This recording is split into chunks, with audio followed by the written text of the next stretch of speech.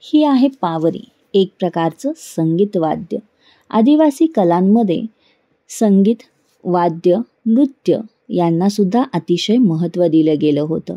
मनोरंजनासाठी या साहित्यांचा वापर करण्यात येत होता. ही साहित्य म्हणजे त्यांच्या दैनंदिन जीवनातील एक भाग होय. त्याचबरोबर लग्नप्रसंगी झोपड्या रंगवताना आधी चौक काढला जातो. धवलेरी ही आदिवासींची पुरोहित समजली जाते.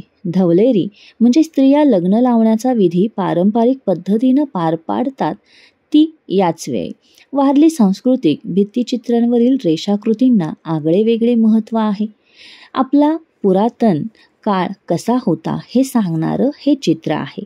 आपल्यामध्ये होणारे बदल, गुहेमध्ये राहत असताना, जंगलामध्ये शिकार करत असताना आपल्यात झालेला जो काही बदल आहे तो बदल याच माध्यमातून आपल्याला दिसून येतो. हीच आपली संस्कृती, ही आपली परंपरा. शिकार करण्यासाठी दगडांचा, विविध शस्त्रांचा केला गेलेला उपयोग हे आपल्याला या ठिकाणाहून कळते.